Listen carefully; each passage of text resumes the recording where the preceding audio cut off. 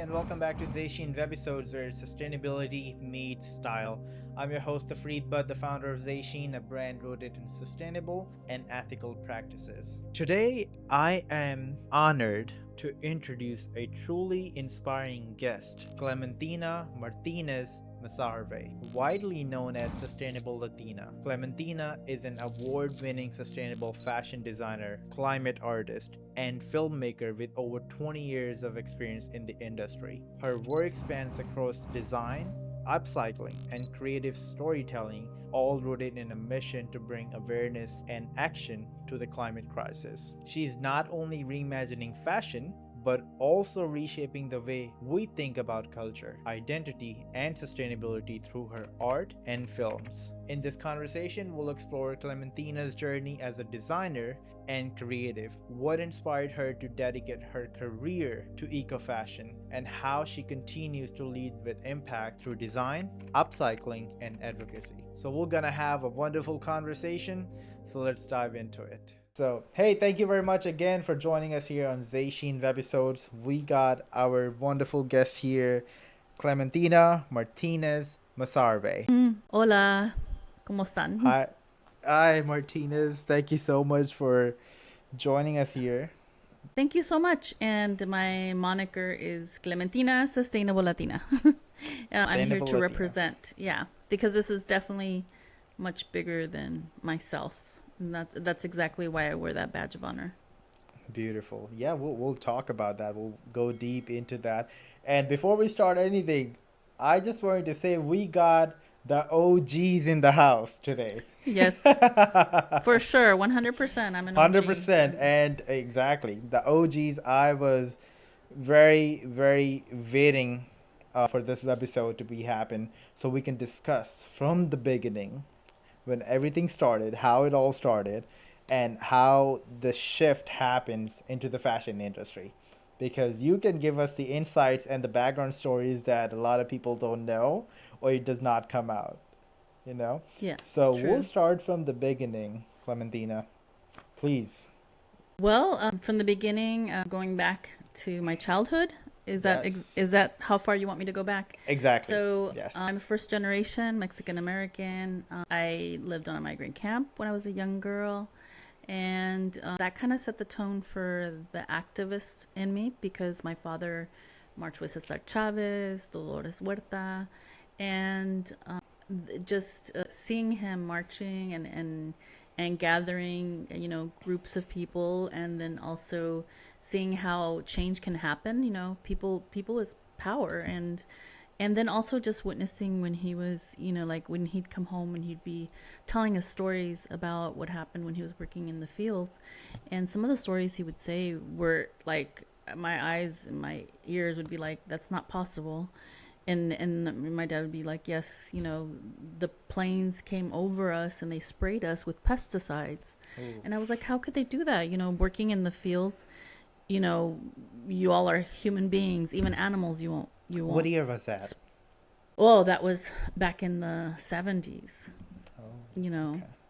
Yeah. So late 70s, even into the 80s. So DDT pesticide eventually got banned, but not pesticides in general. There's pesticides that are still being sprayed, in chemicals being sprayed over fields.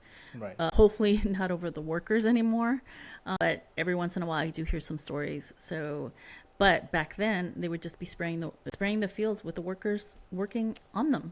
And the thing is, my dad did develop health issues because of that. So that was very impacting to me as a child, seeing that there was no care for a human life, and how, I hope that someday I can make a difference. And that's why when I work in fashion, that's what I'm trying to bring awareness to, the harms that fashion has, with chemicals, with toxins and microplastics. And as you all have heard, it's very, very horrifying what's happening right now with microplastics in humans.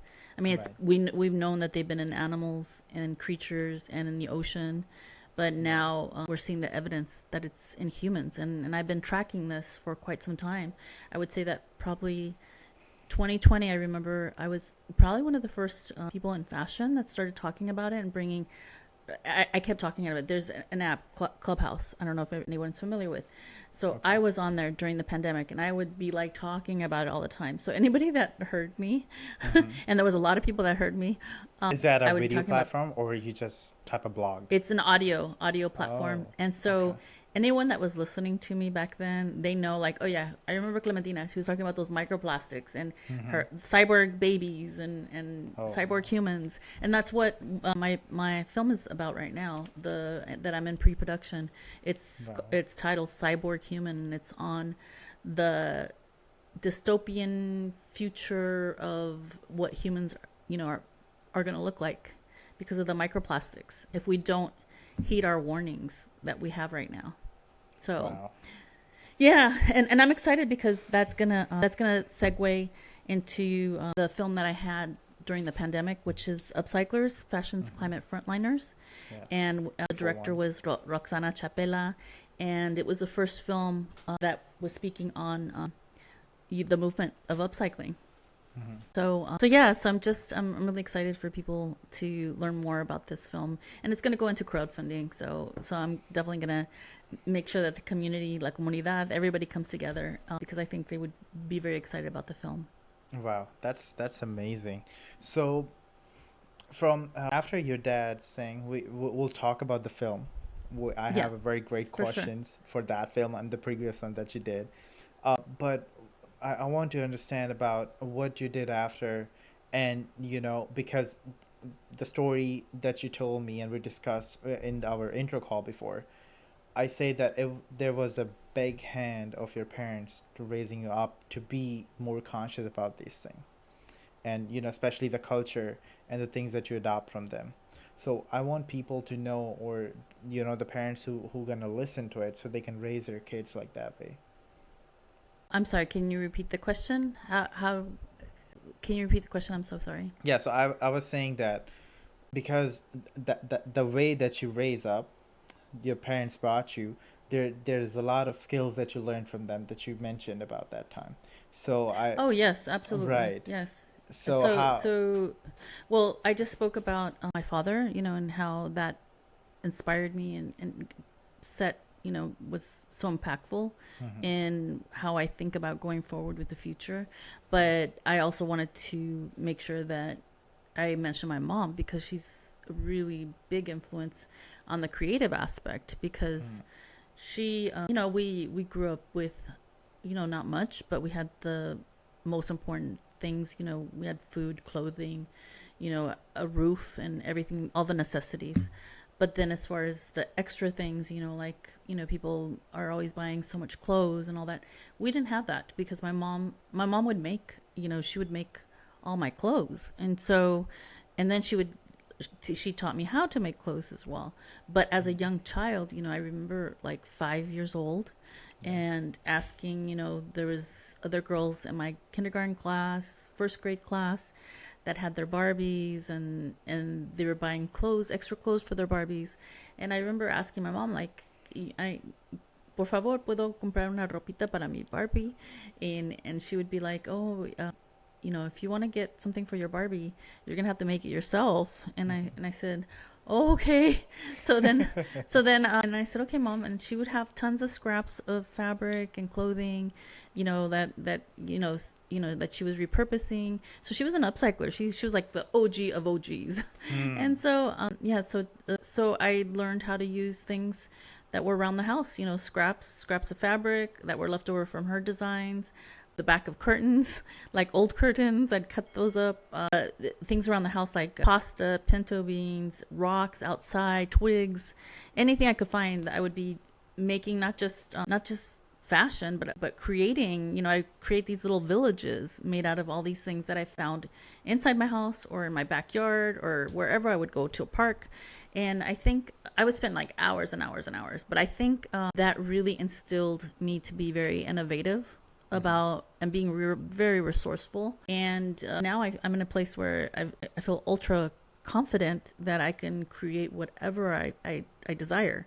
yeah, And to this day, I have not been stopped because, as you know, I make fashion from waste, from post-consumer waste. Right. I can make it from sports equipment, diving equipment, things around the house, things around people that discard them. I dumpster dive. And I just create all these art pieces. It could be textile art, or it could be trash in fashion, or it could be a sculpture made out of post-consumer plastic.